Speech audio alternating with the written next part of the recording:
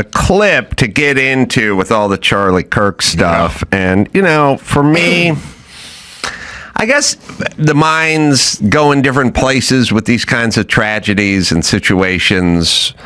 And for me, I'm kind of more the person that wants to examine the reactions versus the actual events. The events are baked into life, the assassinations, the plane crashes, the car crashes, the weird tragedies, the cut down in their prime, cut short, you know, that kind of stuff. It's sad, and I'd like it to go away, but it's kind of baked in to me. You know, we were talking Beatles, you know, John Lennon gunned down in the streets. Why? You know, it's like, yeah, I don't know why, but it seems to be baked in to our culture. All cultures, really. Just the tragedy and the sort of random tragedy of life.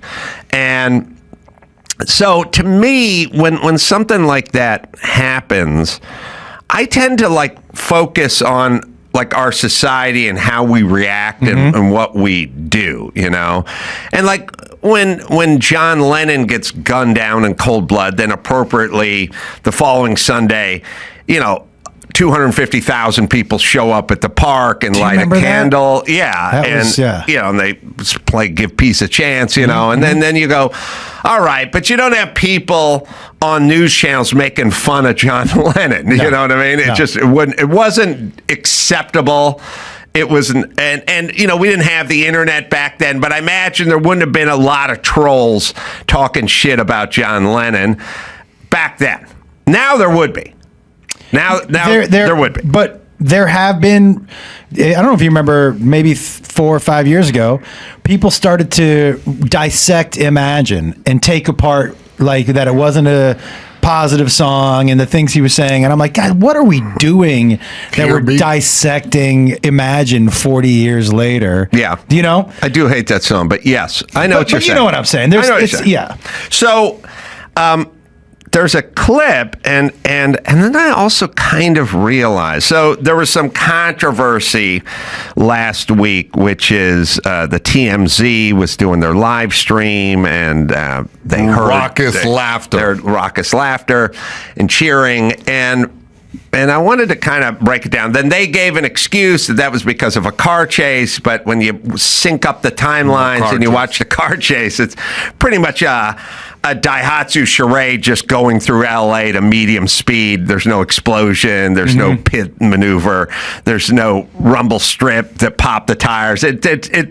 There's nothing spectacular. There's nothing going on in the car chase that would elicit a reaction. Okay. Like, I've seen a million car chases, and the way car chases work is you just sit there and watch them, and then at some point the guy T-bones a Gardner truck, and you go, whoa! Yeah. But you don't really cheer or laugh. No. You just go, oh! You know, well, there's no cheering. We don't know who's in the car. Right. You're not rooting for anybody, for sure. Right. So here's the tape, and he's doing a live stream, and you can hear what sounds like the cheers, and we'll just play it.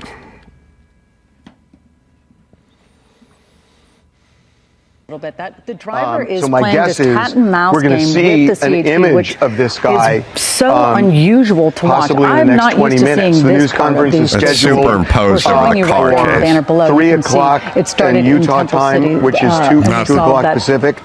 Go ahead. Well, I wanted to let you know that President Trump has said Charlie Kirk has died. Go to. All right, so there's clapping and cheering. Yeah. I'll show you the naked one without the car footage in it, but it's synced up, and the car can't even be seen. It's behind a building, and it's driving at kind of pedestrian speeds down a side street. That's the 300 underdog got the knockout kind of cheer. Yeah. Yes. So we'll play it to you without the superimposed. Not what I was expecting him to look like. Whatever. He's a lawyer. Sorry, here it is. A visual of the shooter if he's still on the loose because they want to find him. So I would think that that's one of the main reasons they're holding this news conference. So my guess is we're going to see an image of this guy possibly in the next 20 minutes. The news conference is scheduled for 3 o'clock in Utah time, which is 2 o'clock Pacific, 5 o'clock Eastern. Janet, go to. All right, so it's women. Seems like women clapping and hooting. Now I watch TMZ, and TMZ has the peanut gallery, and there's probably 15 to 20 people around, and there's like 1.5 conservative guys, and the other are just super progressive chicks. I mean, it's not a full 2. Yeah. And they're super. The chicks are super motivated liberals, and they're loud. Like they're like, whoa, you can hear them, and so there's no doubt. And they said, they had to try to walk this back and say they were reacting to a car chase. Yeah. Women don't really care about car chases. They don't clap. They don't shriek. They're not that loud. They don't celebrate. So they were cheering the fact that Charlie Kirk had died. Okay. So then you go, well, what is it about that? Well, first things first, I don't think that women, and this is a societal thing, and it's what's going on now, and I've been complaining about for a long time, and no one will listen to me. Everyone thinks I'm a douchebag, but they're not as good at, Lady Gaga aside, the poker face. Like, if you said to one, if they had an arch enemy, and you just told this woman, Veronica's dead, she'd let out a cheer just spontaneously. Like, they're not that good at the keep it turned down. Their emotions are going to get out. So, like, a guy might think, oh, I'm glad Charlie Kirk is dead, but he wouldn't vocalize. He wouldn't spontaneously make that noise in a public environment. You know what I mean? So they reacted. And they're happy about it because they're very progressive and very liberal. And if you think Charlie Kirk is going to help Hitlerian guys seize power and become the president of the United States, then it would make sense for you to cheer on his demise. And I've said this a million times. It's not an attack against those people. The French resistance were doing the right thing. There was a guy named Adolf Hitler. He was taking over Europe, and they fought him. And they fought him by any means possible. They faked IDs, and they got outfits, and they forged papers and stuff, and we applaud it. Because we go, you're trying to stop this Hitler who's trying to take over Europe. Well, if you keep calling Trump Hitler, then the people that attempt to assassinate him or assassinate his lieutenants or his generals or the people like Charlie Kirk that were responsible for putting him in office, then it all tracks. It all makes sense to me. But listen, man, I would say that I am far right of Los Angeles, but I bet you I'm more left than a lot of people who listen to this show. And I really do consider myself somebody who lives in the middle, because I'm somebody who's always thought if you have 4 years of Democrats, you should immediately then have 4 years of Republicans, because that's what this country is. And people who live in a country, I feel like, need to be heard, because when you're not heard and you're pushed underground, what happens? Yeah. You come up fucking fighting. All right. So I have always felt, whether I agree with it or not, 50% of the country, which is what we're usually split up in, needs to be serviced. You can't just have, 16 years of Democrats, because what's going to come out is a bunch of angry fucking people. You can't have 16 years of Republicans, because what's going to come out is angry people. People need to be heard. Yeah. So I think, though, at the same time with the left dehumanizing, because that's what that is. When you're calling somebody Hitler, in that group, Hitler, you're dehumanizing him. Yeah. At the same time, when all you do is refer to, I hear from people all the time, oh, you're one of the good ones. What does that mean? Good Jews? Yeah. What does that mean? Barely Jew. I'm half Jew. Yeah. You're Jew Billy. I got to tell you, somebody, because I'm full Jewish, But somebody told me the other day, you don't look Jewish, and I was like, you know what? By the way, I'm not offended by that. I take it as a compliment. Yeah, you could almost be Italian. That's great. Way better than looking like Seinfeld. But point being, if you're on the other side and all you say is radical left and these people want to destroy our countries, it's the same thing. You're dehumanizing an entire group of people, which makes it easier to do terrible things to that group. Yeah. Right? So no, I agree. I think the difference, and then we'll be honest here, which is I think it's policy versus person. You know, I live in California, and I'm like, Jesus Christ, Gavin Newsom with this fucking clean needle exchange program. That just means more junkies at the park, or he wants the girls to be able to use the boys' bathroom and the boys, as long as they identify. That's so destructive, you know. But I don't say he's Hitler. Yeah, you know what I mean. So when your policy is bad, it'd be nice if you change course on your policy, but you don't need to be killed. Your policy needs to change. Yeah. But if you are Hitler, then you do need to be put in the ground. And so I would argue, and it's a weird thing because the left goes, we got to tone down the rhetoric, and then they go, he's Hitler. Yeah, that's and it's like rhetoric. You can't do that. Yep. You have to go, let's tone down the rhetoric. I think his policies are bad. I think tariffs are going to hurt this nation. I think what he's doing with ICE or whatever. But as soon as you start doing he's weaponized ICE, they're collecting citizens off the street and disappearing them into gulags, you know, well, now that guy's got to go into the ground. Yep. And that's where we're at. Do you have that Jen Psaki clip I told you from?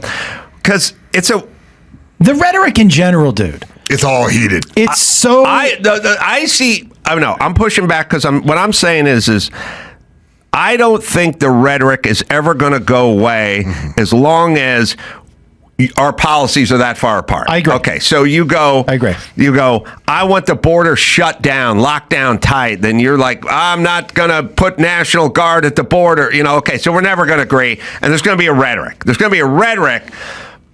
But the difference is calling somebody Hitler or calling them a dictator or whatever it is. That's who gets the sniper's bullet. The rhetoric and the disagreement and I said good day, sir, and storm out of the building and stuff, that doesn't require a bullet. Hitler requires a bullet. Yeah. That's the thing. And if you're using logical terms, anybody in the War Department of Hitler, like any of the lieutenants or any of the folks that are behind him or trying to get him elevated, need a bullet as well, and that's the problem we're at. So here's the problem. Jen Psaki is up there talking to astronaut Kelly, and Trump releases a statement, and Trump basically says what I'm saying, which is you can't keep calling these people this and not expect attempts to be made on their life. It's not only is it logical, but if it's true, then it is a patriotic move to attempt this. I mean, Hitler. We don't look down at the guy who tried to blow up Hitler with the attaché case and Valkyrie with Tom Cruise. I mean, that guy was a hero. Worst accent ever. All right, but a hero for trying to do that because he was Hitler. Yes. Well, if you believe this, then it's almost a duty, is what I'm saying. I hadn't thought of that. Yeah. I don't think they believe it. I think they say it and a handful of people believe it. But we'll listen to Jen Psaki here. But he put out a 4-minute video, and I'm not going to play the video. I don't want to play the video. But there was a line at the end that I think I just wanted to raise and read. At the end of this 4-minute video, he says, "For years, those on the radical left have compared wonderful Americans like Charlie to Nazis and the world's worst mass murderers and criminals. This kind of rhetoric is directly responsible for the terrorism that we're seeing in our country today, and it must stop right now." And obviously, there's a lot of rhetoric that is problematic. A lot of it is coming from one particular side and from one particular building. But what can be done? I fear when this is an escalation already in less than 24 hours of this shooting. Yeah. Right. All right. So she's calling it an escalation. I have a question, though, okay? Right. But you can, I'll just say this, like you can go, low IQ Jeb Bush or sleepy Hillary Clinton. You don't need a bullet for sleepy. Agreed. You need a bullet for Hitler. I agree. And he's saying, stop calling people Hitler. That's what's causing this. And she's going, what's with the rhetoric? Why is that rhetoric? Let me ask you a question, and I'm curious what your honest opinion is. Why do you think the Charlie Kirk story? I mean, honestly, one of the reasons it's never going to go away is because we all watched it. And so that makes it so much more prominent in our brains. But why is the Charlie Kirk story bigger than the kids who died in the high school yesterday, or the senator who died at her house in Minnesota? Like, why do you think? Because he took on an adversarial role with the trans community and the LGBT. I'm with you. But why is this such a point the arrow moment, as opposed to somebody who came to a senator's house and killed him, or we still have kids dying multiple times in schools? So like, it's such a crazy thing to me. And by the way, nobody should die for having different opinions. Yeah. But the fact that kids died in a high school yesterday, and that story, or whenever, and that story is buried, is such a crazy moment in time for me to be like, this is not even top news in our country, is kind of crazy to me. Yeah, it is America. Well, I mean, going back to, there's a kind of pragmatic side to what you're asking, which is if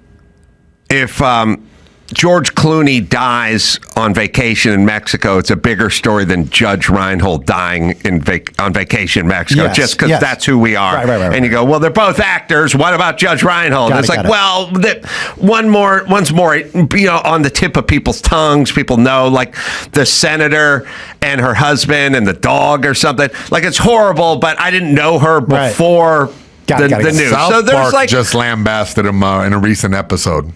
The South Park did. Oh, Charlie Kirk. Yes. Oh, yeah. Yeah, because Cartman did a whole... There's an element of that. And I think that's always going to be a well-known person versus 12th man on the NBA team. Sort of when Michael Jordan goes, it'll be a bigger deal than the ginger who's schooling up guys at the park. I can't remember his name. And the fact that we had 6 different angles of it and all that shit. And he's a meme, like an active meme. He has been for years. Also, I think at age 31, his potential, like a lot of people said, he would have been the president at some point, so like it is a little bit of that, if you had a time machine, would you kill Hitler kind of thing. Like if you were super hard left and you bought into Charlie Kirk being Hitlerian and evil and racist and homophobic and stuff like that, then he could be the president in 20 years or 18 years or whatever it is. Yeah. So now we're dealing with that. My thing is all the talk in the world is fine and all the disagreement in the world is fine, and all, calling a J.D. Pritzker fat or something, like, I don't like it, but it's fat. Like, I don't have to kill fat you don't have to kill people. Fat guy, right? And so I'm saying keep it all, get rid of the Hitlerian dictator part, which they won't get rid of. But if you get rid of that part, I think you'll have less assassination attempts. That's what I'm saying. I do think you're like, it's an interesting thing I hadn't thought of, but almost if you are thinking that this dude is Hitler, you're right. It almost feels patriotic to be like, well, then for the country, like I hadn't thought about that. For the good of humanity. I hadn't thought about that in the danger in calling these people dictators. Well, and also I would say this as a guy who knows people on the right and left, and I'll say this. I know who, Charlie Kirk, Dennis Prager, Tucker Carlson, sort of before he really started spinning out in the last few months. But I know, I spent time with, had conversations with, I know all these guys. Yep. They're nice guys. Yeah. And they're smart and they have a different opinion. But the thing that I'd realize is, like, I disagree with Anderson Cooper, and I disagree with George Clooney, and I disagree with all these people, but I don't think they're bad people. I know who they are. I don't think George Clooney's evil. George Clooney's a super nice dude.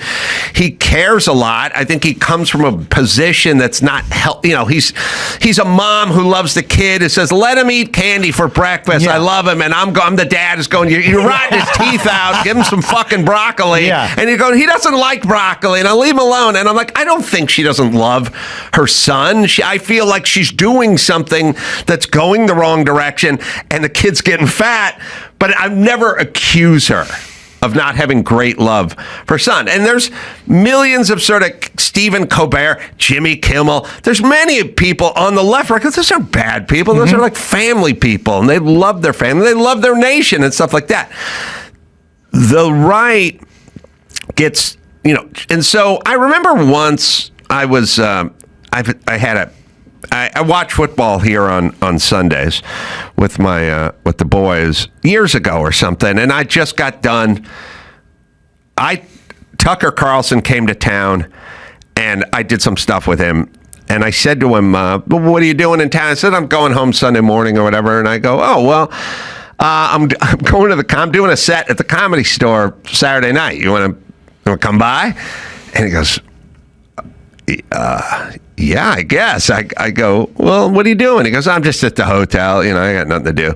And my wife and kids no one's here. I go, well, why don't I'll pick you up. We'll go out to dinner, and then we'll go to the Comedy Store, and I'll do a set in the main room, crowded. You know, he's got baseball hat, sunglasses, Woody Allen nose attached to the glasses, scarf, collar pop. He comes trench coat, comes sliding in there, and then so the next day I went to watch football Sunday morning. And so when I walked in, people were like, hey, what's going on, man? What's been going on? I said, well, it was funny. Last night I went out with Tucker Carlson, went to the Comedy Store, which is, you just got to picture Tucker Carlson walking into the Comedy Store, right? And one of the guys, maybe two of the guys, when I said, I was out with Tucker Carlson, we had dinner, and then we went I just heard my friend, he's just going, bad dude, it's bad dude. And I said, he's not a bad dude. You don't know. By the way, you have a cartoon version of him MSNBC stuffs up your fucking ass. You don't get to know any of these people. You don't know who Charlie Kirk is. You don't know who Dennis Prager is. You don't know Tucker Carlson. It's Sean Hannity. You don't know who any of these guys are. You just think they're evil.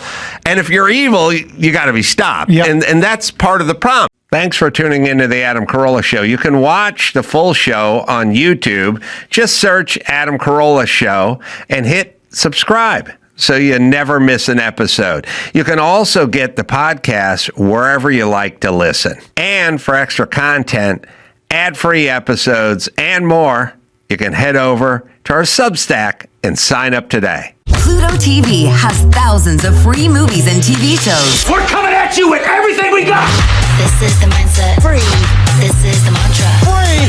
This is the mindset. With movies like Pineapple Express, the entire Star Trek film franchise, and Gladiator, and TV shows like Survivor, SpongeBob SquarePants, The Fairly Odd Parents, and Ghosts, Pluto TV is always free. Huzzah! Pluto TV. Stream now, pay never. Luke Hemsworth, all the way. You're in Australia right now, right? I am. I'm in Australia. My backyard. It's 6 a.m. Trying to keep quiet because everyone's still asleep because they're super lazy. But, it is funny. I know. I spent. We'll get to see the daylight break. The sun. We won't see the sun, but it'll get light back here, so which will be cool. I've spent a lot of my life tiptoeing around not to disturb lazy people when I was up to do work. As I worked as a carpenter for a million years, and the hours are 7 a.m. You start at 7, Yeah, I worked as a floor sander for years, sanding and polishing floors and installing timber floors. And I'm going to be lucky to leave at 7. That was a late day. We'd be leaving at 6 to drive an hour and a half to jobs and Oh, yeah. Back in 6 and 7. The rule that my foreman had is you guys were rolled out. He would say rolled out, meaning your extension cords and hoses and stuff was all plugged in, and you were working at 7. So however long it took you to get there, you'd have to leave at 6 something from your house. So you're working a drum sander, a disc sander, you'd have like an edger, and then you'd have a big drum in the middle. Yep. And if you left it too long in one place, it would gouge the hardwood. Yeah. There's a real art to that, as there is to carpentry, right? Because you got to go through your paces. You got to be a learner. You got to stuff things up in order to learn the hard way. But I really enjoyed it. I really enjoyed going to a job that, kind of looked shitty or disheveled or was, in need of some love. And then a couple of days later, you have this beautiful finished timber grain floor, and it's like having a blank canvas and then finishing the artwork. There's something really satisfying about that. Yeah, I know. I agree. And by the way, the movie is Beast. It is out in theaters. That'll be April 10th. It's got brother. It's got Luke in it, Russell Crowe, and it's got the other brothers and brother Chris and Liam. We know all about them. But back to this. I feel like standing back and having a sense of accomplishment and seeing what you've done and seeing what your labor has created is really satisfying. And in our new digital world, people don't really experience that. They sit in a cubicle, they do data logging. There's no beginning, there's no middle, and there's no end. That part at the end, when you see what you've built or seen what you finished, it's really satisfying, and it's important to the human experience, and we're not really getting that anymore. Yeah, I think it's really important as an artist too. I think that's that artistic drive, is that it's quite often not even about the end product. The end product is sometimes vindicating, but sometimes it's not. Sometimes the most enjoyable part is actually, the doing of the thing. And that's a big part of acting for me, is that, why would you do it if you didn't love, being in the trenches and being at work and, sitting in your trailer and having to entertain yourself? That's all part of the rich tapestry. The good part, obviously, is being on set and being able to dig into a character, to do all that stuff. That's what you do for free. You get paid to wait around. But yeah, there's this idea that that you can get things easy now, right? Without much effort. Yeah. Things that are created by another brain on a computer or whatever. I don't see the attraction of it. It's never been something that has piqued any interest in me. I definitely would rather get the paintbrush out. Would rather be on my hands and knees, so to speak, with the dust in my face. Yeah, I guess. I mean, it's that thing about, if anything's, things that are worth doing are hard, right? It's the dopamine that comes from stuff that's easy. Well, here's what I think. Here's what I think it is in a nutshell. Delayed gratification is really about the most important thing you can teach a young person, especially a young man. Delayed gratification. And you fight delayed gratification because as a human being, we want everything now. And, it used to be you'd order something through the mail and they'd say, allow 6 to 8 weeks for delivery. And you just had to sit there and wait. Is this the day this thing shows up in the mail? And everything took a while. places were closed on Sunday. You had to wait. Everything was delayed gratification.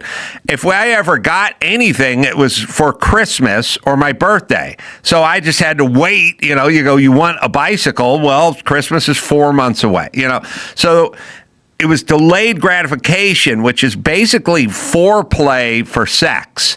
But everyone wants to get right to the humping. Right, yes. Which we all want as human beings, but it isn't good for us. The process is important, and But the people who make money figured out if we can eliminate this and have next day delivery and overnight delivery and delivery of food to your house and get a sex robot, everything is right there all the time. Any show you want to watch, any movie you want to watch, it's right there all the time. That makes people unhappy in a weird way. Like if you could just snap your fingers and have whatever you wanted in front of you, like I want a steak dinner, snap there. I want a Ferrari, snap there. You would kill yourself in 11 days. That's basically how we work. You got to work to get that Ferrari, and you got to dream of that Ferrari. Yeah. Do you think that that's disappearing in this day and age? Do you think people are coming back around? I feel like it's kind of gone, I don't know, maybe for some people. I'm trying to teach my kids that, that lesson that you can't, that you have to put in some effort, and the things that you have to put in effort for are worth putting in the effort for. The things that you get without the effort are, they're the things that are usually bad for you, right? These quick hits of dopamine, But I think it was Huberman said that the faster the dopamine response, the worse it is for your mental health, for your body. Things like drugs, things like sugar.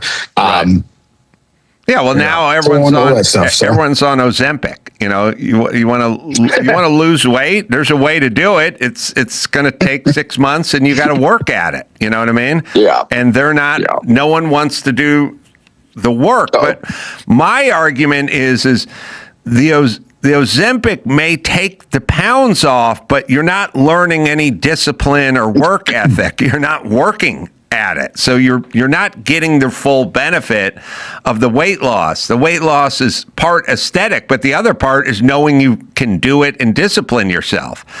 But it's delayed gratification. Yeah. Yeah.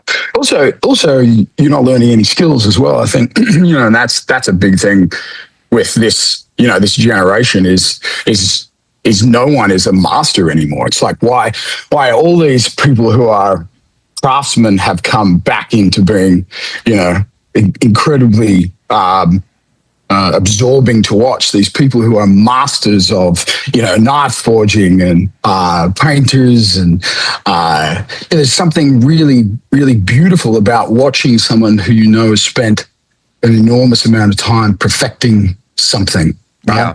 Yeah. It's a wonderful thing to see someone who's at the top of their game, as opposed to gaming the system in order to the hits and likes and all that stuff. It's interesting because I've never thought about this, but when you watch a masterful musician play the cello, you're just watching muscle memory. You're watching someone who's got their 10,000 hours in. And when you're seeing a master carpenter putting up crown molding, you're also looking at that. Or you see a guy who's old school and can do plaster really well with the hawk and the knife and the broad knife and all that kind of stuff, like really moving fast with it. But you're looking at muscle memory, And when you see a guy surfing and really nailing it, you're looking at muscle memory, like that's what we're watching. We're watching this person who has 10,000 hours of this. And there's something super satisfying, when you see a great athlete boxing or doing MMA or playing a sport, you're really just watching 10 years of repetition. Yeah. Also, I think there's an appreciation of, like as you get older or as you get better at a thing, you realize how hard it is to do that thing. And that's what the appreciation is for people who are masters at this, who are athletes. If you've spent any time as an athlete, you know that it's years and years of failing and going backwards and hurting yourself in order to get to this place where you look like it's all muscle memory, or it is muscle memory, right? But these people are so finely tuned after failure after failure. It's very similar to acting. I think there's the athletic journey and the acting journey seem to be some great parallels. There's a lot of hard lessons that are learned along the way in order to make it look effortless, right? In order to make it look like you are saying this thing that you've said 50,000 times, like it's the first time you're saying it again, and to have those undercurrents of emotion and intention. Excuse me. What's the whole? Everyone in your family acts, right? There's three of you. You all act. I'm very interested in your family because they seem very super Australian to me. Like outdoors, surfing, nature, like moving, sweating, sort of funny but smart, kind of pushing themselves. Like a little element of danger and risk, involved. Is everyone? What do your parents do? Like, did they instill that? Yeah. My dad, for sure. We grew up in a part of Australia, the northern part of Australia. We were born in Victoria, which is down south, but we spent our early years in the middle of nowhere, the Australian sort of equivalent to a reservation kind of thing. So entirely an Aboriginal, Indigenous Australian area. So we were one of two white families in this community, and my mum and dad went up there originally to fix fences on my mum's sister's property, and then they ended up catching buffalo. They were bull catchers, which is I don't know whether you've ever seen it, but it's like a Jeep with a cut off top. Mm-hmm. So it's an open air Jeep, and what they do is they'll round up. They'll muster this cattle, and then the ones that get away, they'll go, and rather than rope them with a horse and rope, they'll go and they'll hit them with the car very gently. They'll bash them, and they'll stun them, and then the car has this mechanical arm which gets the bull in a big headlock. Whoa! and then they just walk it into the pen. So they started doing that, and then ended up running this. This community store in this little community, which was the one-stop shop for mail and food and guns, and us two little white fellas, me and my brother Chris. Liam wasn't alive at that stage, but we went to this little school there. That was we started on School of the Radio, which is school of the air over the radio, getting taught by a teacher. Across the airwaves, and then eventually ended up at this little school. My mum and dad were both, very active people, very outdoorsy people. But they also had a big love of the arts, the big love, particularly of film. And what was interesting about that place was because it was so remote. And this is very early '80s, so we're lucky to get 3 TV channels, especially out there. I don't know if there actually was any TV out there. I don't remember watching TV, but I remember watching videos of VHS, back then, because the truck driver who would bring all of the supplies would bring a selection of VHS, and so it was kind of a big event, right? It was like you'd be starved for any sort of content, and him arriving every 2 weeks with this new treasure trove of VHS, and some of it was absolute rubbish, but there was some great things that were sort of, I think seminal to kickstarting that creative,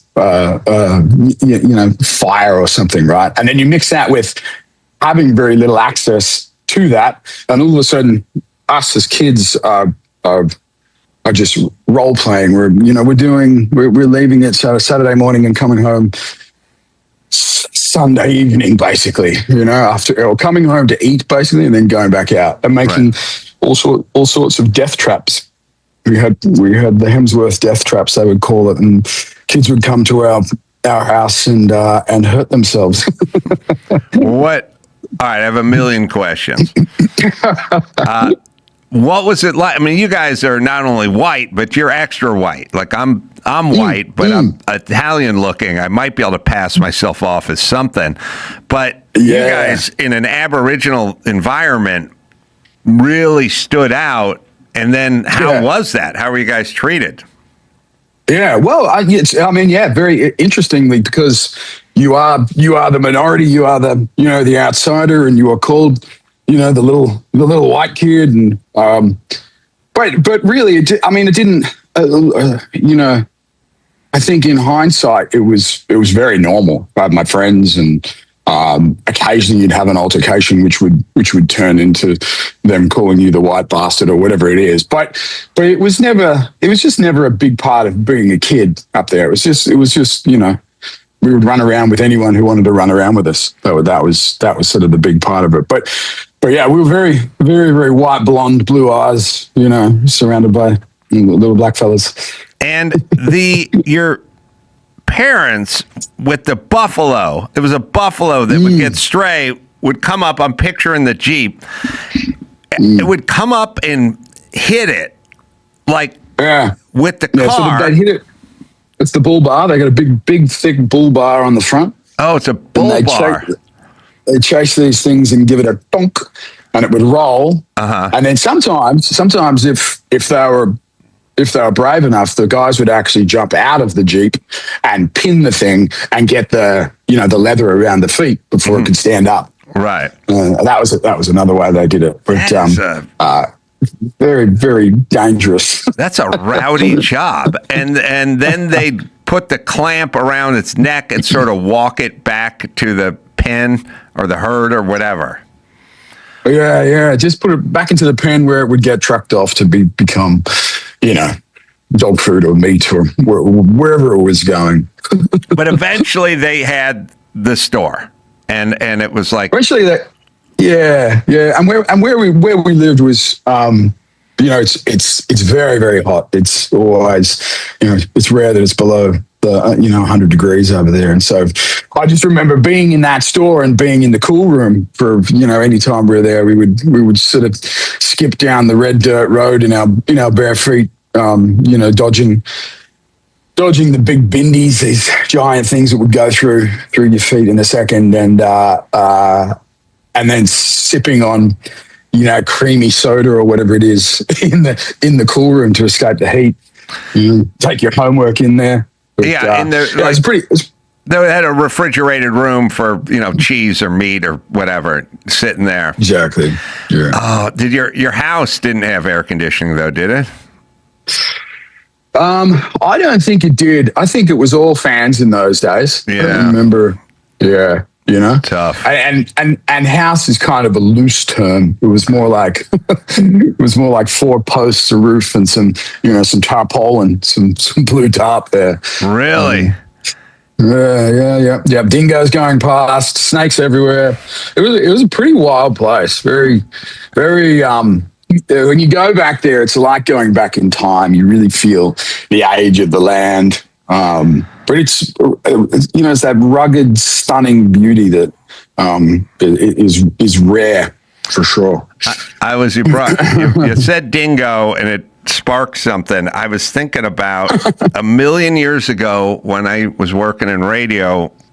I was working with Jimmy Kimmel, and we weren't famous or anything. We're pretty low on the totem pole, but we were doing bits for morning radio, and I brought in a bit called Dingo Boy, where I was the premise is I was a young guy who lived basically where you lived as a baby, and my parents were killed by an evil guy, and I was raised by dingoes. And at some point, I broke off from the dingo herd to go find the killer of my parents. And it was the adventures of Dingo Boy as he traveled through Australia, always one step behind the people that killed his parents. It's beautiful. But in the song, which I will play for you, that we created in 1994 with Jimmy Kimmel orchestrating and singing and me singing the song, it will tell the story of Dingo Boy in the song. So here it is. Incredible.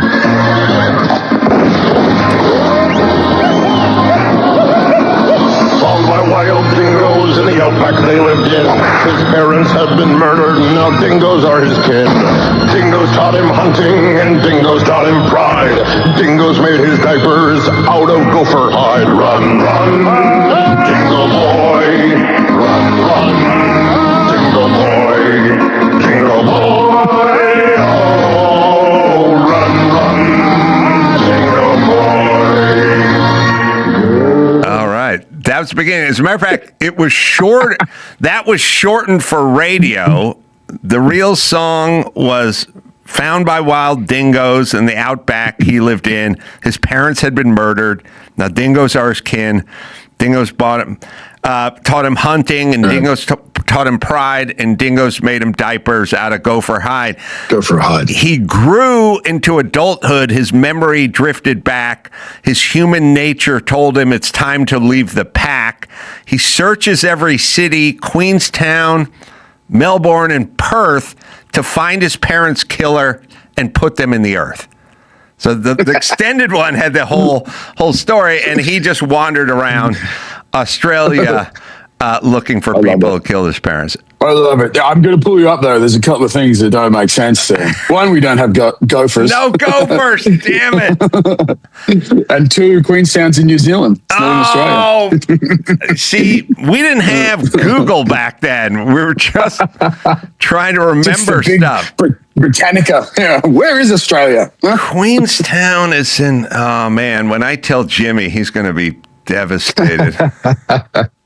I guess to us, living in the United States. So living in the United States, you don't know much about the rest of the world, but living in California, you know almost nothing about the rest of the world. And then living in Hollywood, you don't care about any other place. You know, Cleveland, Ohio, who gives a shit? Like, you don't know anything. It's all, you guys come here and ask us questions about us, you know. Yeah, the question I used to get all the time: Do you really ride kangaroos to school? Right. So you moved out of this place that was a fun adventure place to grow up in. I want to hear about the death traps, though, the Hemsworth death traps. Oh yeah. Okay, so we actually moved from that place back to Melbourne, back to an outer suburb of Melbourne, which was kind of at the 3/4 mark of this, the kind of mountain. And we were, again, quite remote, surrounded by, giant gum trees, massive gum trees. And so everything was made out of rope, and we did a zip line. And the zip line consisted of, tying it around that tree, and then tying that around that tree, and then a giant knot at the end. Right. So no gradual just stop. Right. And the Hemsworths, Chris and I could handle it quite easily, and we would always be saying, make sure you grab onto that thing, don't fucking let go. But invariably every kid would end up splattered around that tree. One kid broke a rib. And then we had one of the greatest rope swings ever that we shot up over this big bough that was sort of bending, and it must have been a good, I don't know, it was about probably 100 feet in the air. It was enormous. We shot it up with a bow and arrow, and then pulled the rope up and tied the line, and we would swing out around this sort of embankment over this kind of cliff almost, and this one kid just went and slipped and fell from the very top of the swing, and he landed kind of like that. Hands broke both his arms. Both arms if the Hemsworth house. Both arms. yeah. So yeah, Mum, that was an interesting call, I think, to the parents from the hospital room. Come get your son who's broken both his arms at our place. There's that, and then there was various throwing knives, ninja stars, pellet guns. Sure. I used to make Chris put a motorcycle helmet on and gloves, and I would have the pellet gun, and I would say, you better start running because the closer you are, the more it's going to hurt. Yeah. And so he would run off and pink and plink him as he was running, and he would do a big platoon death. Move. There's that, and then there was always kind of various wood chopping, axe throwing, and chainsawing going on as well. But no one ever lost a limb doing that, which was pretty interesting. I think most of that stuff was supervised by my dad. I don't think kids will ever really experience that thing. I did the same kind of stuff. I had the daredevil gene. And the daredevil gene is a thing that makes you do stuff you're scared of, but you're almost compelled to do it. You're kind of forced to do it, and it bothers you, and it sort of gnaws at you. If there's a high bridge and it was over water, and you said jump off that bridge into that water, and you think I'm too scared. It would bother the shit out of you until you did it. Now, other people just go, I'm not jumping off that fucking bridge. Are you nuts? And they just go home and sleep like a baby. But if you have the daredevil gene, it bothers you. And it's a weird thing. I remember I had a friend had a house and had a pool underneath it.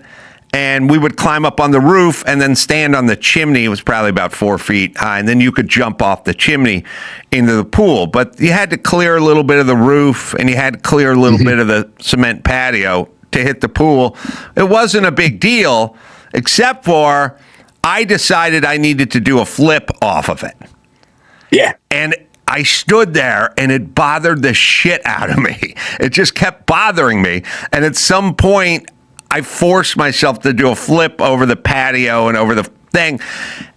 And I don't know why. It didn't seem to bother anyone else that they weren't doing a flip. They didn't want to do a flip. It was too weird, scary to do a flip. For me, I had to do it. And it's a thing. Yeah. I don't think people understand it. I know you understand it. It bothers you. I still have it. My daughter has a trampoline right now. And I can't. I'm like, all right, let me show you how to do a backflip, kid. And they're like, you gotta do a backflip, Dad. I'm like, watch me. But yeah, the terror going to, and the bounce before you go. I'm like, I shouldn't be doing this. I'm 45 years old. I don't need to be doing backflips on this trampoline just to impress my daughter. But there's something in your brain that just says you have to do this, and we were the same. Everything that you could jump off, if there was water underneath it, we would be jumping into it. If there was a swing, we'd be going upside down. And fortunately, my kids are adventurous, but they don't have that need to. They're a lot more consequence based than we were. Yes. And my brother's kids are more like us. He's got twin boys. And the rate of the pace that they approach everything with is like 50 times more than us. They are so scary when I look at them, but they're so fearless. His son Tristan is just an absolute like a phenomenon. His spatial awareness is. He could do a backflip on a motorcycle off a jump. Like that's, wow. And he's 11 years old. It's just incredible. There's not many people in the world that could do that. But yeah, I don't think I was missing that part of the brain, that consequence part, but it was very quiet. Yeah. Tristan, Chris's kid, I don't think he has that consequence part. Well, it was something that needed to be slayed. Like that part of you that was going, you're going to hurt yourself. Shut up. I'll do the talking. You know what I mean? Like you need to beat that part down. Whereas other people are just like, I got that part running. That part of my brain runs my life. I'm not doing anything that's scary. Was it worse when people were watching? or it didn't even matter. It was just there. That need to just have it done. I remember super clearly graduating the 6th grade at Colfax Elementary School, which had a big church across the street, which had a set of stairs that were 12, 13 stairs, a pretty big drop in a tight sort of corridor with cement stucco walls on each side. And I've been thinking, I got to jump my bike down those stairs. I've got to jump my bike down those stairs. And it bothered me, and I never did it, and it scared me. And when I graduated Colfax in the 6th grade, while everyone else was eating cupcakes, I got my bike, and I was like, this is graduation time. You go get those stairs. There's nobody around. I didn't want anybody to watch. I didn't care. I just went alone, and I jumped the stairs, and I ate shit and went against the stucco wall and, road rash all over the place. Why it was important to me to jump those stairs, I have no idea. There was no money in it. Nobody filmed it. Nobody knew it. Sure. It was gnawing at me, and that's a danger gene. I don't know what that is, but it doesn't exist in most kids these days. No. Although I think now there's something being replaced now where there's some gnarly stuff being done if someone's filming, right? Mm-hmm. That's what's giving people this bravado, this bravery, this fear of, maybe Jackass is responsible for some of that. Mm-hmm. But although Jackass was always good because, they did everything to themselves. They were quite good at hurting each other, but they were pretty gentle with people around them. Although now there seems to be this obsession with hurting other people or embarrassing other people, which I don't really understand myself. But I'm with you. I don't like it at all. It's weird. Someone was saying to me, "Oh, did you see the footage of Tiger Woods? I got the body cam footage of the cop who arrested him." I go, I don't want to see. I don't want to see it. I feel bad. It's embarrassing. He doesn't need me watching him getting arrested by the side of the road, and he shouldn't enjoy that kind of stuff, seeing other people in distress or misery. But now, do you find, because of your background, it's hard with your kids when you got to say, we started the interview by you saying, I'm up at 6 because everyone else is lazy. But I know what you're saying. Like, I'm that dude too, but those weren't the people around me. And now you're in a weird position where you're you don't want to be a drill sergeant, but on the other hand, you know what what they're capable of. And sometimes they're too soft. They go, the coach doesn't like me, so I'm quitting. And you're like, come on, man. But you don't want to be that guy, but you lived it and you know it. Yeah. The balance is really hard to get right.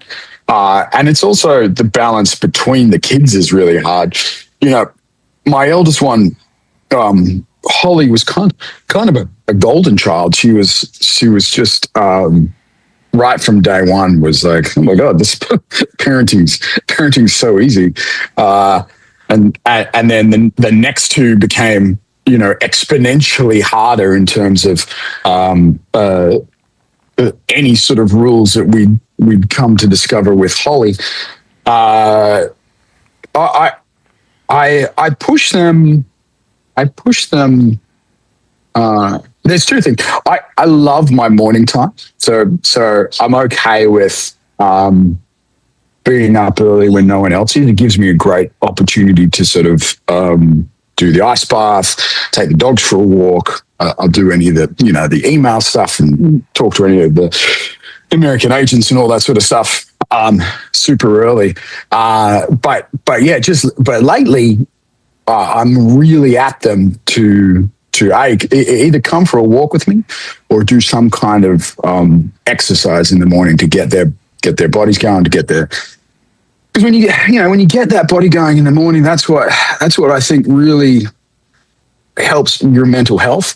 And my girls are, they're teenagers, and so it's it's a gnarly part of being a teenager right now is mental health. Yeah. And so I know the answer, right? But they don't want to hear it from dad. And so I have to be very, very gentle about the way I go about it. Otherwise they just go, nope, fuck off. Running a business. I used to dread the payroll and the HR stuff. Switching to Gusto felt like cleaning out a junk drawer that's been bugging me for months.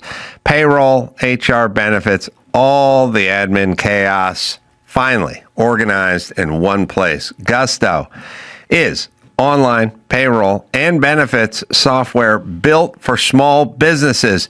It's an all-in-one, remote-friendly, and incredibly easy to use, so you can pay, hire, onboard, and support your team from anywhere. Unlimited payroll runs for one monthly price. No hidden fees, no surprises. Save time with built-in automated tools. Offer letters, onboarding docs, direct deposits, and more. Am I right, Dawson? Try Gusto today at gusto.com/Adam and get 3 months free when you run your first payroll. That's 3 months of free payroll at gusto.com/Adam. One more time, gusto.com/Adam. Home chef. Well, after the holiday chaos, the last thing I want to do is overthink dinner. Home chef has been great for that. Fresh food shows up pre-portioned, and the recipes are simple enough that even I don't screw them up. Home Chef makes cooking simple. Fresh food delivered. Easy recipes to follow, and meals that actually taste great. I've had everything from easy sheet pan dinners to heavier cold weather stuff, and it all feels like real food. Not a science project. Good, real, honest food. It's Home Chef. Am I right, Dawson? For a limited time, Home Chef is offering our listeners 50% off and free shipping for your first box, plus free dessert for life. Go to homechef.com/ACS or Adam. That's homechef.com/ACS or Adam for 50% off your first box and free dessert for life. Homechef.com/ACS or Adam. Must be an active subscriber to receive free dessert. I have a cold plunge tub as well.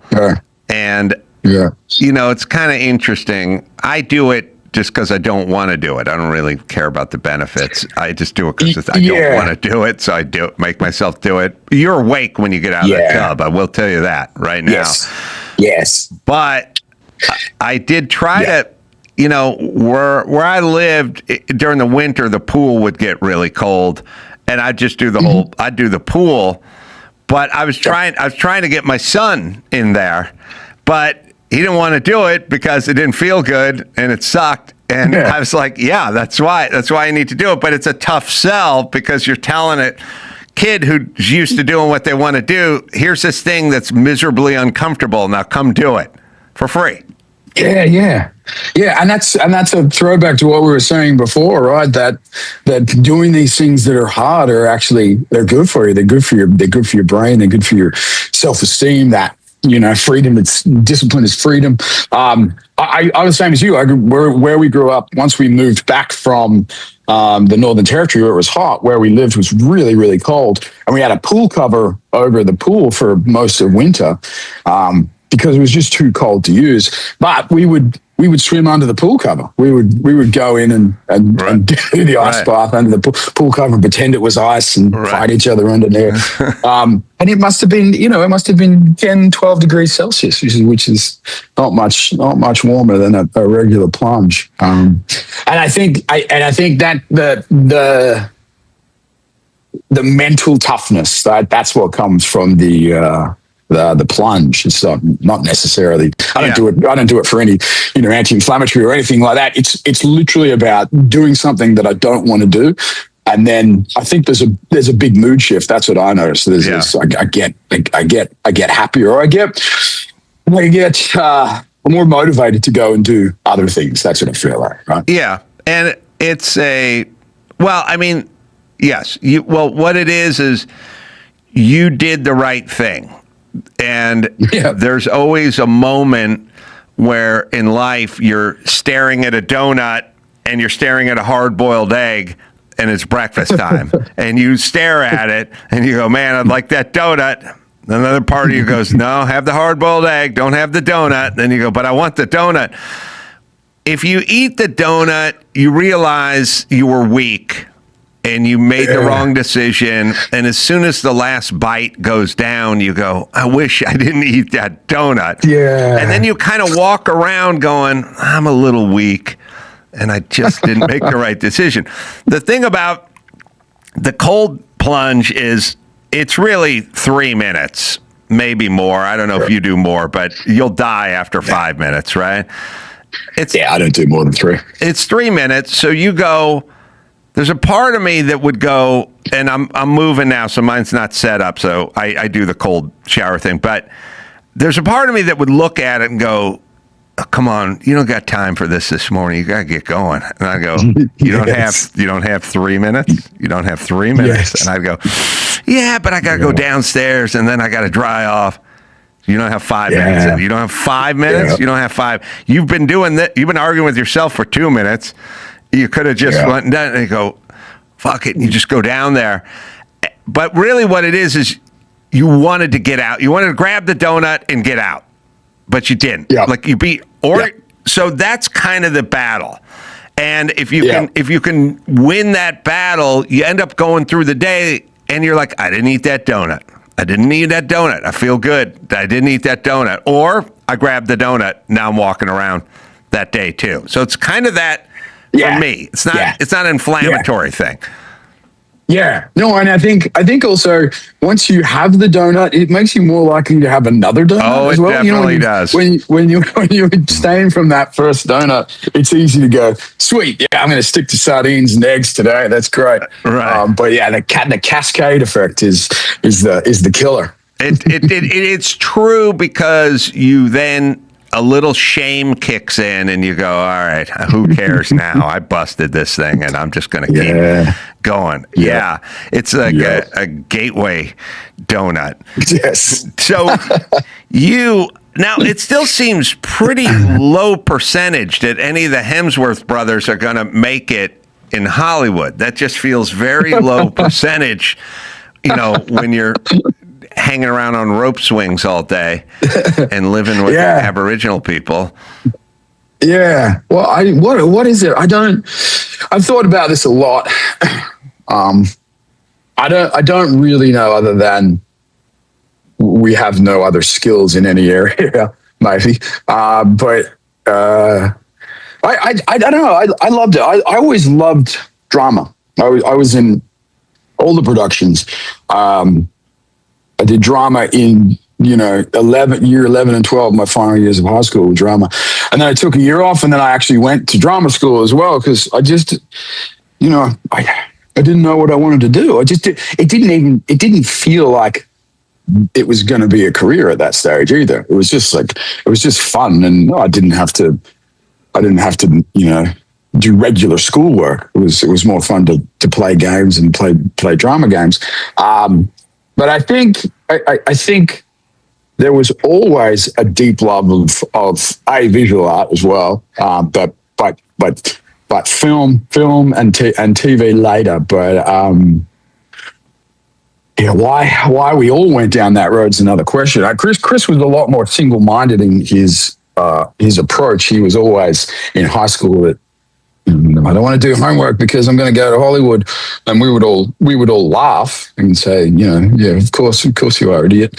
Good luck working in Home Depot, after you've graduated. I still don't know. I don't know what it. Maybe it comes from actually not being exposed to so much TV, right? So much screen. I remember always role playing because it was fun. And then the things that we were exposed to were thematically grand, were technically beautiful, like some really, really great stuff early on. But yeah, I went after I finished high school. I went and worked on again this incredibly mundane job in the northwest part of Australia. I was working on a pearl farm where they get pearls from, pearl meat, chipping shells, cleaning pearl shells. It was basically a conveyor belt on the water. And they cultured pearls? Cultured pearls, yeah. Yeah. And so we were on these little sort of worker drone boats. You'd live on the boat for 2 weeks at a time. And the little drone boats would go out to these these panels that are suspended in the water by buoys. And they would come onto the boat and you would have to scrape off any of the barnacles and all the fireweed and stuff. And you're in crocodile, jellyfish, shark infested water in the middle of nowhere again. But what was really interesting, I think, was the people that this kind of work attracted. You're talking about the misfits, the dispossessed, the people who are running from something, and it was a wonderful character study. It was just this, and I think from that I was like, I think I need to go back to school and actually learn this craft properly so that I can implement these ideas that are coming to me from meeting these weird, wacky, wonderful people in the middle of nowhere. And so yeah. So I after that year I went back to university and back to drama school, which was pretty funny. Drama, dance, art was all kind of mixed into one, and the university was getting pulled down around our ears as well. It was the last years that this university was alive and running, and you'd turn up one week and there'd be another building that just trucked out or they demolished. And, wow. It was cool. It was a great learning place. Yeah, people, you need to, it's interesting if you have a job, which is a job that nobody really planned on doing. They sort of end up there. I've found that way working with construction crews a lot. People think, they do it because they love carpentry. They don't. They can have no other job. They don't have money. They cannot work in a corporate environment. They can't put a tie on. The sexual harassment charges would be the first day they showed up. They're the kind of people that would punch people who said something to them they didn't want to hear or something like that. It's not a group of people that love pearl farming or carpentry. It's a group of people that are essentially unemployable in sort of modern civilization, but need to feed themselves. So then you end up with these people and you work with these people, and they're rough around the edges and they can be a little violent and things like that. But they turn out to be kind of salt of the earth. Like the stories are interesting, their backgrounds are interesting, and once they decide, they're always standoffish for a little while because they don't like new faces, But once you've broken through that, then they really embrace you. Was that your experience? Yes, that's my experience, and they're very good at. What you see is what you get too, right? They don't tell you one thing and feel another thing. They tell you exactly what they think of you very, very early. And you're right. Once you get under that armor, then they're quite often fascinating, poignant, caring people. Yeah, that's 100% what I found, and I think I try to. There's a lot of that in my work. I'm always trying to find the humanity in a character, right? Because I seem to be playing a lot of bad guys, bad guys lately, but no bad guy really thinks he's bad. Right. I always try to approach them from a point of view of a real grounded and someone who I've known along the way who is dangerous, but also kind of an inspiring man in a lot of ways, It's very. I guess it's a. That's the humanitarianism. It's the dualism, right? Where you can be super dangerous and still be a great protector, or a great provider. I think those are the ones that I find interesting. But yeah, I mean, we've done so many of those jobs. I've done so many of those. Because when you're auditioning, you have to have the time. You have to be able to leave your job at the drop of a hat. And so I quite often have found myself in warehouses packing boxes. And floor sanding was great because it actually provided me with a decent income. But because I was my own boss, I was allowed the time. When I needed it to go and do auditions or go and do various parts and stuff. But invariably, all of these jobs seem to attract these people who are kind of psychotic, but I don't know, lovable, I guess. Yeah. The exterior's real rough. But there were some real psychos though as well. Oh yeah, no, and there are. I mean, some of the guys are. Yes, I agree. They're sort of a little bit dangerous. But you also had to learn how to navigate with those guys. Like you had to know you don't fuck with Russ. Russ will hit you with a hammer. Like you had to kind of. It was a good little lesson for a young man to kind of know who you could fuck around with, who you could joke around with, who wouldn't understand it, some guys might get violent, like you had to work. It was a little, I guess, like being in prison or something. You had to kind of figure out who not to fuck with, Yeah, but the rules are easier to understand, don't you think, than the rules in Hollywood? Than like they wore it on their. Yeah, I mean. They were up front with you knew who they were, like up front. They would basically, like you said, they would tell you who they were. And Hollywood is, everything's a facade and everything is great and then they say what they think of you when you leave the room. It's based on a lie. It has to. I mean, you're creating fantasies. Where your name isn't your character's name. And, when you come in, you audition, they say, oh, that was excellent, best we've seen all week. And then you leave, and then they go, that was embarrassing, that guy sucked. It's all a lie. It's kind of baked in. They're not, you're not going to audition and they go, that was super weak. We nobody liked it, so you should leave now. Yeah. You're really not right for this part. You've wasted everyone's time. You know what I found? You know what I found out sitting and auditioning tons and tons of people for roles over my lifetime. I know it doesn't sound like it was my job, but I had sitcoms and stuff where you just had to audition tons. You had to sit there and just, you got to find your sitcom wife, so you have to, I look at 50 women to be my sitcom wife. Here's what I figured out. Because I just sort of sit there with the producers and everything.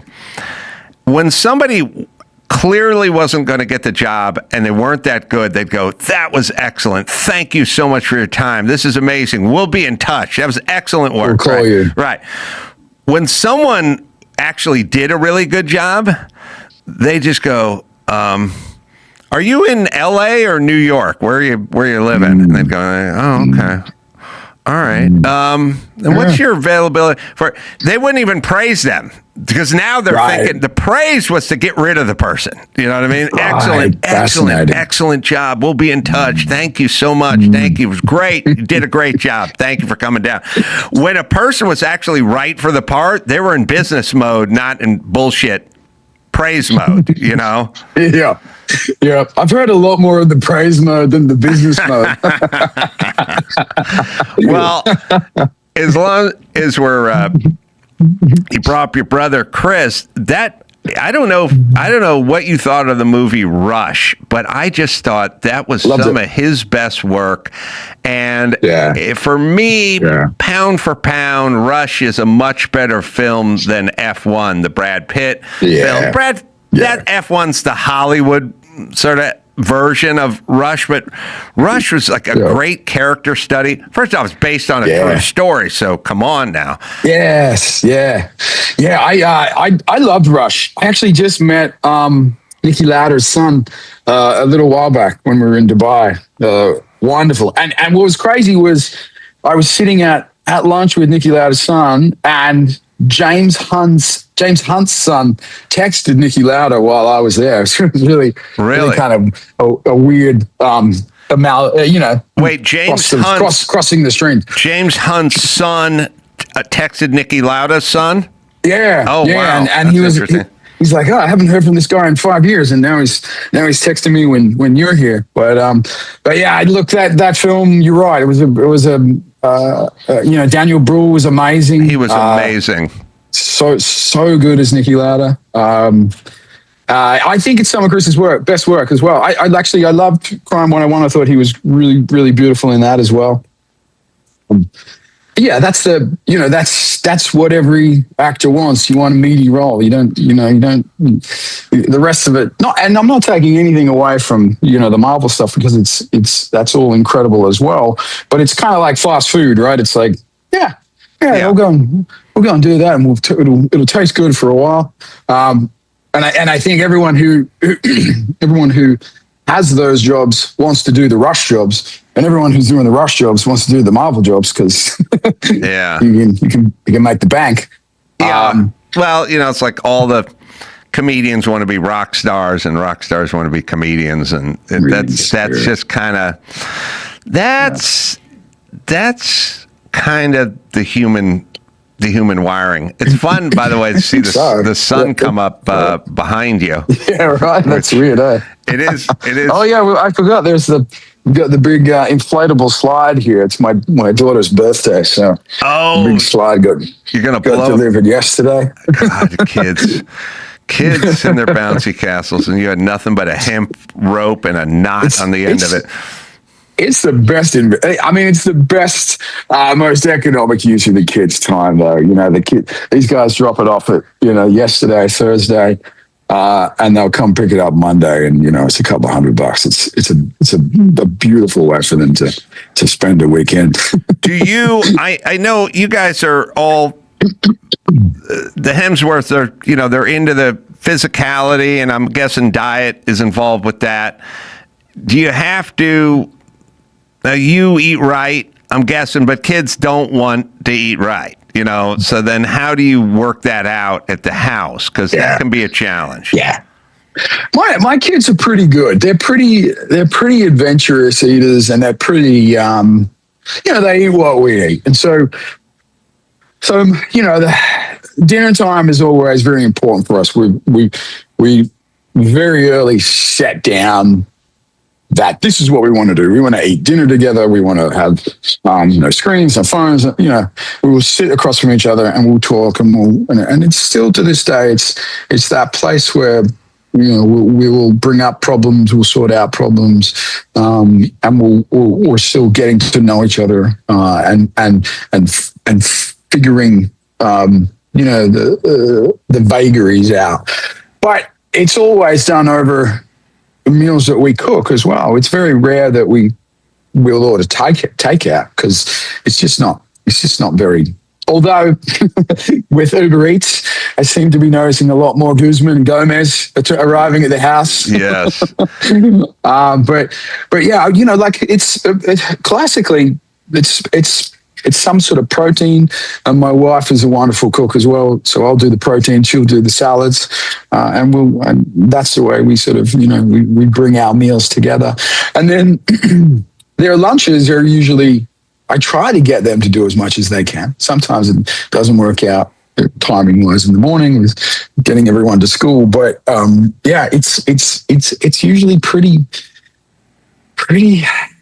good, pretty healthy. They're pretty on it. What is? I just had this thought.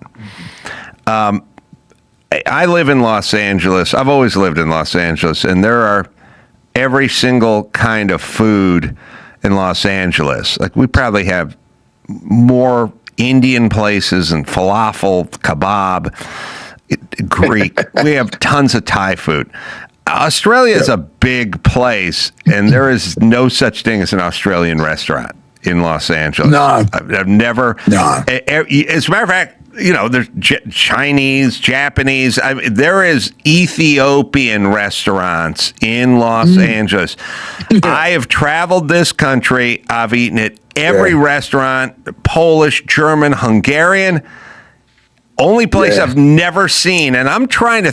Obviously, LA, tons of Mexican restaurants. I've never seen Canadian food restaurant, and I've never seen Australia. Australia has to be the biggest place with zero representation of restaurants. There's the Aussie Pie Company. That's probably the closest thing to an Australian, restaurant. And we have the meat pie. It's a very specific to us. It's a pastry pie. You have to be able to eat it with one hand while you're driving. That's the closest thing I think to classic Australian culinary experience. But because we're like the States, we're an amalgamation of everyone around us, but we're a lot younger as a country. Same in this town. We have Indian, Thai, where there's no Ethiopian, but there's basically everything else you can think of. And in fact, Melbourne has, I think, the biggest Greek population outside of Greece. Really? Huge Vietnamese population. So you sort of, it's all of our culinary experience is an amalgamation of all of that, right? Do you do Vegemite? I used to, but not a lot anymore. I don't eat a lot of bread anymore. I don't know why, but occasionally there's a bit of sourdough toast around. But bread's not a staple in my current trajectory. Vegemite is tough, man. I worked with a guy named Fraser who is from. Well, I think he was from New Zealand, actually, where Queenstown is. But they must do a lot of Vegemite in New Zealand, right? They do. Yeah, they have another thing called I think it's Marmite. It's kind of like a sweeter version, or Promite or something. I went to his VW camper van during lunch when we were working construction in LA, and he made me like some Vegemite. And you gotta start early with Vegemite. You gotta start when you're young. You got to start sparingly as well. It's kind of like salt, right? It's just basically liquefied brown salt or jellified brown salt. But if it's really good, if you do, it's got to be made right. You got to have the toast with heaps of butter, and then you got to have the Vegemite just sparingly. It's not like you don't put it on like peanut butter or jelly. Like it is like scraped over just like a condiment, like a little bit of like a off the tip of the elbow. Is everybody in Australia? Your brothers, families, everyone full time Australia? We're all here. In fact, Liam's living right next door to me right now. He's renovating his house, and so he's renting the house literally right there. So I tend to yell out to him he yells out to me. I've been using the blower a bit, and he's like, "Hey, you got a lot of problems, that guy. Stop using the blower. You can't get rid of your problems by using the blower." But mum and dad are here. Mum and dad live 8 minutes away. Chris is 7 minutes away, and then Chris's little his PA is Luke Zocchi, and he's just around the corner. And it was great. It's great. It's like there's one pub in the middle of us, and that's where we get all our meetings done. Wow, it really sounds like heaven. Australia? How is Australia for taxes? Terrible. Oh, it's terrible. Absolutely horrendous. Yeah, it's kind of very similar to California. They will get you every which way they can, and then some more just at the end. Yeah. I'd never really heard, but I assume the movie, by the way, Beast. I will tell everyone. I'll tell you what. Just go look at the trailer. And if you're not impressed, then you don't need to see it in theaters April 10th. But when you see that trailer, I think you're going to want to go see that movie. Luke, this was fun. It was fun watching the sun rise behind you. Yeah, that's a cool effect. It's not real. Have fun in the bouncy slide. Yeah, thank you. And absolute pleasure, Mike. Well, I hope to talk to you soon. Yeah, I really appreciate it. Thank you so much. Thanks. Luke Hemsworth, everybody. We'll take a quick break. We'll be back with news right after this. Joy mode.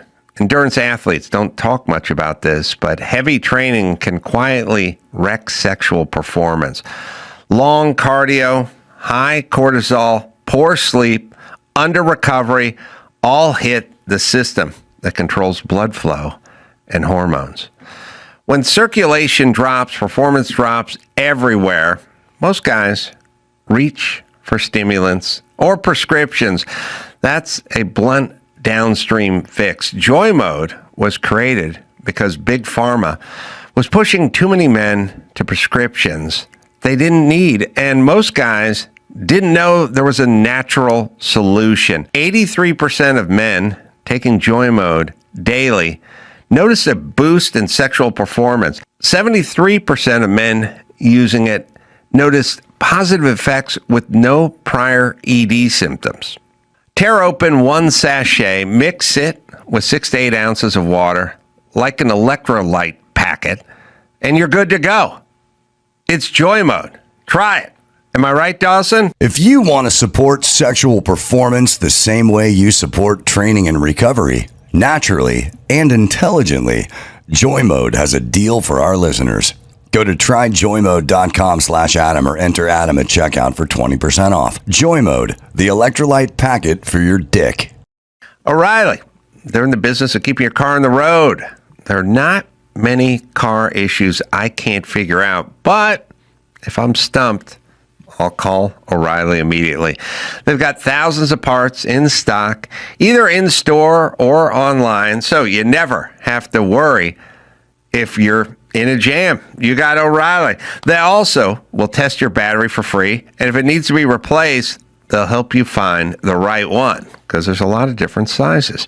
Whether you're a car aficionado or an auto novice, you'll see the employees at O'Reilly Auto Parts are helpful and friendly, and they know their stuff. O'Reilly is your one-stop shop for all things auto do-it-yourself. It's O'Reilly, right, Dawson? Stop by O'Reilly Auto Parts today or visit us at O'ReillyAuto.com/Adam. That's O'ReillyAuto.com/Adam. It's time to check Adam's voicemail. Ace Man, Tom from Chicago here. I think our wonderful mayor may actually be a listener of your podcast. After the 4th straight week of street takeovers by the kids here in Chicago, our mayor actually said, I'm asking the parents of the youth of this city to make sure their kids no longer participate in these actions. Maybe there's hope. Get it on. You can leave us a message at 888-634-1744. Yeah, I mean, you can keep hiring cops and school teachers and counselors, or parents could act like parents, and then we wouldn't need all the cops and the counselors and all that. They could actually do their job. Like, just parents, raise your goddamn kids. How about that? Because it's an insane thing where they go years back, and in Chicago, and Andrew can even find the story. I, by the way, was in Chicago about 5 years ago, and a street takeover took place right there on Lake Shore, wherever it is, the highfalutin nice part, sitting outdoors, eating a nice, expensive dinner and everything. And I've been to Chicago when it was nice, and a whole group of ATVs and dirt bikes and everything just came rumbling down the main drag in Chicago, Restaurant Row. I think it's Lake Shore or Lakefront or whatever. But the point is I remember sitting there going, oh, Chicago's lost it. Because what that means, that doesn't mean you have a problem with mini bikes. It means you have a problem with order. Yes. you have been taken over. When that can occur, and there's these teens out there just doing that and running rampant. What it means is they're not scared of the cops. Yep. So they can do it with impunity. So they think it's a good idea on a Friday night at 8 o'clock just to go rumbling down. Now, they're not being chased by cops. They're not looking over their shoulders. They're sitting in the middle of the intersection throwing rabs and doing donuts because they know they have a DA and a mayor and a city council to protect them. They aren't going to do anything. So they're not going to do anything. So they're just going to take over the street. And then you get lawlessness and then you get people killed.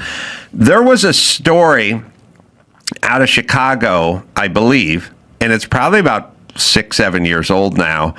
It was a cop shooting, and they shot some 13-year-old kid, I believe, who was brandish a gun. But the story was, it was like on a Wednesday at 3 a.m. Wow. And it's like, what the fuck is this kid was a 13-year-old kid doing out at 3 a.m.? Forget about where to get a gun. It's like, what the hell? Where's the parents? I'm the millennial that remembers it's 10 p.m. Do you know where your children are? Yeah. And I remember at like 10 years old thinking, why should the television be asking a parent that? Like, a parent should know at 9 p.m. and 8 p.m. and 6 p.m. and all the other times where their kids are. I am old enough to remember. Am I right? Let's see. Chicago youth shooting. It's got to be 6 years now. It's right in there. I'm seeing a lot of articles. There are a lot of incidents. Yeah. It's tough to parse through This it. one is this one's tough. But anyway, we got to defund ICE. I think this is what this all means. It was wee hours. It was cop shooting young. Are you sitting down? Black man. But the part was the guy was like 13. He was shot in an alley. And yes, where the parents. I am old enough to remember. And then Al Sharpton went out there and blamed the cops. Oh, that's how it works. And then the cops back down. And then money doing that. You get the Ferguson effect, and then you get more black kids dead. Thank you, Al Sharpton. Nice job. But that is his business. Isn't it crazy? My 8-year-old makes her own eggs.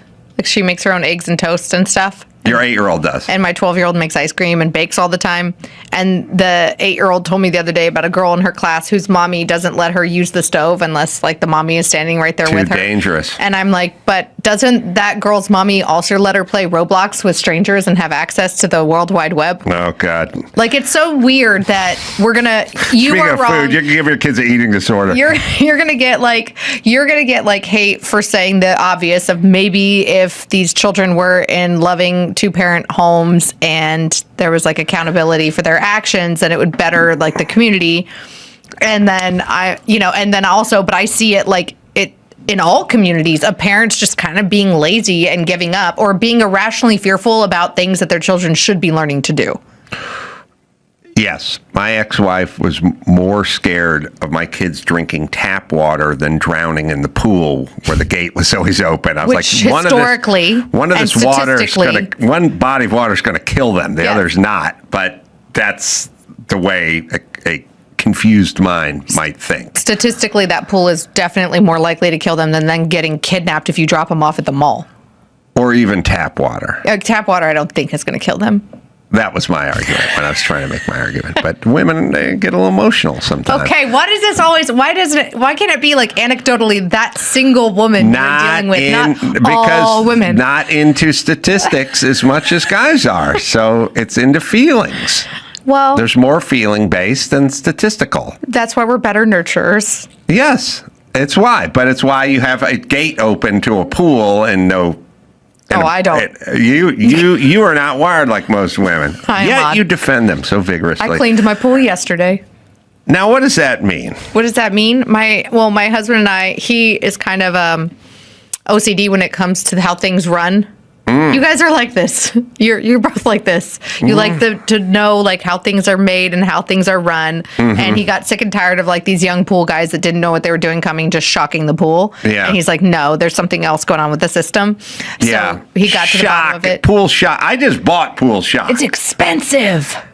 It's when the pool starts going south, you gotta shock it And with a bunch of were chlorine. just doing it like once a week, and he's like, no. So when we clean the pool, we pull out the filters. You gotta clean, and then you gotta do the diatomaceous earth, and you gotta like scrub it and vacuum it and do all that. That's what it means. I drained a deep pool once, and what was left, the pool was so far gone that what was left at the deep end where it really gets that deep bowl was about 2.5 feet of viscous mush, like dawn of civilization, kind of weird goo from that life began. And I got down there and you're like, with a shovel, and I stood in it, and I shoveled it over my shoulder out of that pool, and every half of it would get out of the pool and the other half would come raining down onto me. Why didn't you put it in a wheelbarrow and like roll it up to the shallow end and then... The way the pool was, it was real deep bowly, right? Yeah. In that one part, you couldn't have wheelbarrowed it up, and then if you did, you would have got it to the shallow end, but you couldn't have got it past the stairs. Like it would have been a shit show too. Yes, I shoveled physically this muck too thick to go into a pump. It was too viscous to be pumped out. I pumped out the whole pool, but what was left at the end could only be shoveled out by me standing 10 feet deep in shorts with like flip-flops on in the goo. You need some better gear. And throwing it over my shoulder. I didn't have any money. We rented a house. You got to do what you got to do. All right, so that story then, Dawson, is what? Am I right? Like 3 a.m? Am I right? Like 13-year-old? 2:38 in the morning. Oh way my out. But like a weeknight, right? Anyway, doesn't matter. A 13-year-old Latino boy on March 29, 2021 was shot and killed by Chicago Police Department officer Eric Stillman in the Little Village neighborhood at 2:38 a.m. On April 10th, during a proffer reading in court, criminal charges filed against the adult who gave Toledo the handgun involved in the incident. A Cook County assistant prosecutor. All right. Yeah. Thank you. The point is, it's a 13-year-old kid. It's 2:38 in the morning. Nope. But here's the point. Where's mom and dad? I've been screaming about this.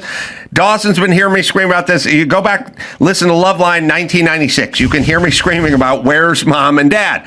Now, no politician on the left will ever talk about it, and most on the right won't talk about it either, because it eventually becomes racist in their mind. They inevitably get called racist at some point, which is the problem, and so no one ever brings it up, but it's the only problem we need to talk about, because the crime and all the things everyone hates. Everyone hates addiction. They hate homelessness. They hate crime. They don't want to get to the root cause. They hate failing schools. They hate all of it. All emanates from this one subject that no politician will ever talk about. And then everyone on the left just goes, we need more money.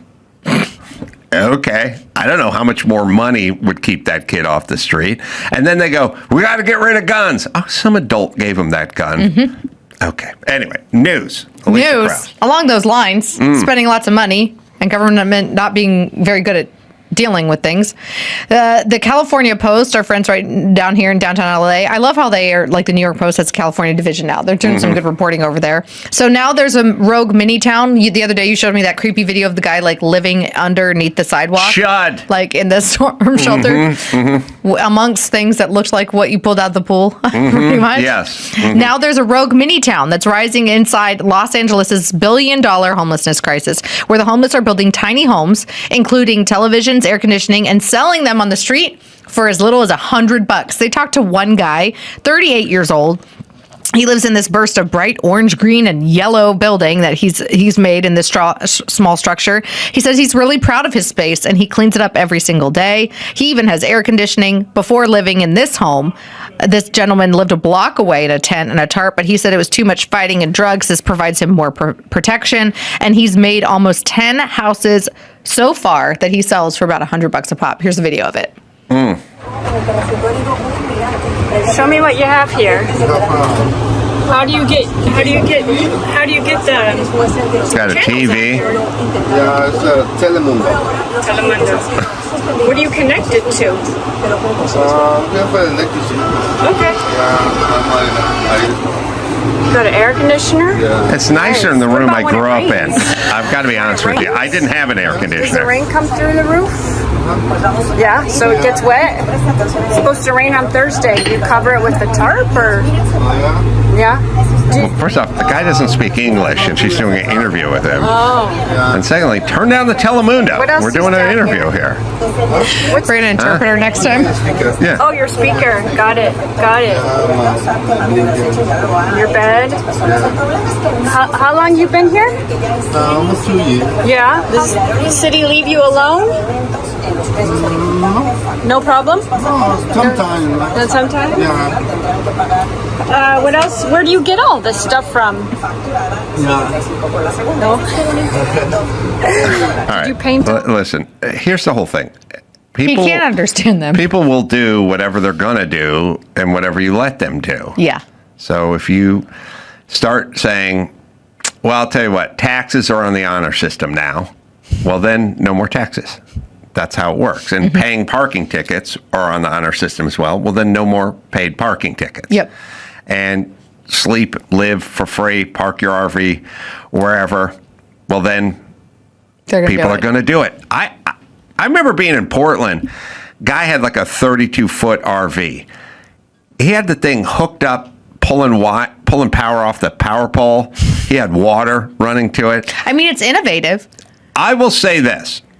If you can parallel park a 32-foot Winnebago in the city and downtown Portland, and then climb up a telephone pole and pull power off it, and then tap into a water main, you are more employable than anyone in this building. So why don't you go get a job? That's what I'm saying. Apparently this guy, so now he's made this a business. He's built 10 of these little homes out of scraps and trash, clearly, and he's selling them to his neighbors for $100. And Right. he also said that he does work odd jobs, and that's how he pays for his food. Right, but Nithya Raman, the woman who's second in the mayoral race in Southern California, is not going to do anything about this in Los Angeles. Yet, if you want to build a custom tree house that delights the neighborhood kids and has been a landmark in your neighborhood for 25 years, she will make sure that is torn down because you don't have the proper permitting for it. So that's LA,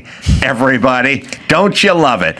All right, Alicia, what else we got? We have a very, very disturbing update in the story of that poor Ukrainian refugee, the 23-year-old woman that was fatally stabbed last year. Remember this happening in North Carolina? Yes. Well, now a North Carolina court has ruled that the offender and murderer, Carlos Brown Jr., is incapable to proceed on the state murder charge in the killing of that refugee, Irina Zarutska, on the Charlotte Light Rail. They're saying that he is mentally incapable and that as of now, the trial is at a standstill. X, Instagram, TikTok, everybody's blowing up talking about this. It's like, I get that justice is blind and that we need, to give everybody the benefit of the doubt until proven guilty. But it's like, if the court proceeding, if the prosecution can't even proceed, how is there justice in this situation like this? This is insane. Agreed. I mean, there's lots of disturbing stuff about this, which is, one is the murals that they put up with her on it always get defaced. There was an update on that earlier this week. Yeah. They were like, well, we don't like what it stands for. It's upsetting the community. No, that's two separate stories. One is it got taken down. The other is it just gets spray painted over by folks who can't tolerate it. It also kind of says who you are, where you are, and how you vote. So what the left has, all they have is narratives. That's all they have. They don't have facts. They don't have tangible stuff. They just have narratives, and, when they sit down with AOC and they're like, January 6th, you were this close to losing your life or worse. Oh, you were going to be raped, and then they were going to kill you. Right, except for I wasn't in the building. But other than not being in the building. And she has no comment on the women that happened to at the Nova Festival. Right, no comment. So all they have is narratives. That's all they have is narratives. This poor kid wearing he got his Yoda backpack on, and his dad is being chased by ICE, and ICE has left him alone. this guy, what's his name? He's a pediatric nurse who just went out to help and he got shot by. All they have is narratives. Hands up, don't shoot. He's a gentle giant. Everything. Yep. George Floyd. All they have is they had the Baltimore dad or whatever. Just all they have is narratives. And so when all you have is narratives and you don't have any facts or anything works in your direction, anything we can put on paper, it's all narratives. And you think about everything with ICE. Everything is ICE. They're kicking open doors. There's no badges. They don't identify themselves. They're grabbing citizens and they're disappearing them into sweatshops in Honduras. Okay, it's all narratives. Yep. Well, so with narratives, you got two narratives. You got our bullshit narrative about January 6th, insurrection, armed insurrection, bloody armed insurrection, deadly insurrection. Okay, narrative. And then once in a while, shit pops up that fucks with your narrative, which is a Ukrainian blonde girl being brutally killed by a black man who goes through your system. And by the way, you're the system that created, the school to prison pipeline. He fell through the cracks. We need no cash bail. These people are being warehoused and black men.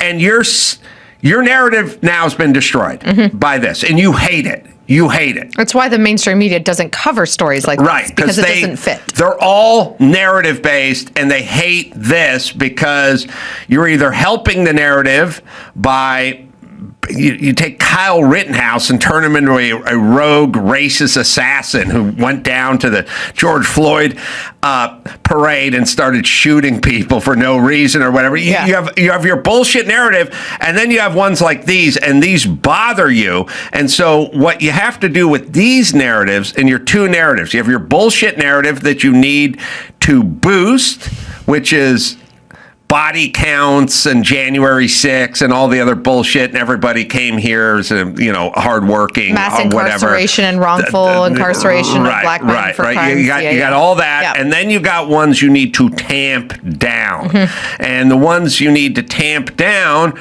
were like, Joe Biden has lost his mind. Oh, that's just a cheap fake. That's just a little slice. Somebody took that at the Juneteenth celebration. Doesn't mean anything. Wandering away at the G8 summit. Right. He was helping out a paratrooper that had landed in a sandbar. Yeah. Okay. So this is bad for them. Needs to be tamped down, in the murals remind people of their broken narrative. So then the person who runs the city where the mural goes up, if he's a lefty, and he probably is, has to get up there and explain people are upset. We need to they're upset because it's hurting their narrative. So we'd like it taken down.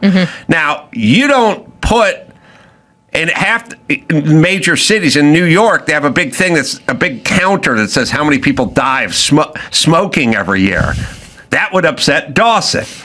But he's not part of your narrative, and he's not on the happy side of this thing. So that stays up. The thing that shows how many people die of smoking every year. They want to shame Dawson. Right. They don't want to shame But this the guy one that stabbed an innocent Ukrainian woman. Right. There is a clip of that mayor, and I don't even know where it was. Yeah, he's just like it was insensitive. It was making people uncomfortable. I would be upset if I lived in Minnesota and I see the George Floyd mural. I'd say that guy is a felon. That guy is a thug. That guy's a bad guy, and fuck that guy. So I would be upset. If it's on a private business, though, it'd be like a high roll and move on. Like it's their First Amendment right to like have that on the side of their business. And I think that was what happened. There is a guy, I don't know why it upsets Rudy, who's from Minnesota, because they have like a walk of fame, and they have Prince, and they have, Paul Bunyan or Bud Grant, and then they have or something. George Floyd. Yes. And it's like for the guys who live there and appreciate the music and the culture and everything, that lump this fucking felon in with that guy. I'm surprised Prince isn't rolling over in his grave over He that. may have. Sheesh. All right, let's listen to the mayor, I guess. I don't know where's the mayor of. I can tell by his haircut I don't like him. Every community member that calls Providence home feels safe And we can both agree that this mural behind us does not reflect Providence's values, nor does it reflect the creativity that we want to see in our city. Okay, so he's a representative. Is he Rhode Island? Is that no representative from Providence? But it's Providence, North Carolina. Oh, so it's the okay. district in which the mural was painted. Yep. So it makes people feel unsafe to see a waif model who's dead portrayed on a brick side of a building? Yeah, I guess so. Unsafe. It makes people, and by the way, what is this? I feel unsafe. Murals can't make you feel. By the way, Poly High, which is in a very Hispanic part of Sun Valley, California, there's a big mural up there. We got to see if it's still there, Dawson. Cesar Chavez is on that mural, and I paint over that. Feel unsafe now that I've heard about what that guy was up to. Although somebody did make a really good point, we could just change all Cesar Chavez named buildings to Julio Cesar Chavez. It's good, but Mario Lopez did call me a couple days ago, and he likes my idea. Oh yeah, what was it? Mario Lopez Junior High, Mario Lopez Boulevard. Yep. Mario Lopez Auditorium, Mario Lopez Library. Famous Californian hasn't raped 12-year-olds. Man, all the man does is I think the thing that pay taxes. Pissed me off the most about that story is how the lady waited for so long. And this is the leftist, a glimpse into the leftist idea of, this mural of a dead immigrant, which, wait, I thought we were okay with Ukrainian immigrants and we supported Ukraine. At least that's what the left said they did for so long. Like Russia bad, Ukraine good. Her story only matters if it aligns, like you pointed out, with their perspective. But then it shows how they are willing to sacrifice all of the things that they claim to be true, like rape is wrong, Me Too, pay attention to it, all of this stuff. Trump hates women, Republicans hate children, yada, yada.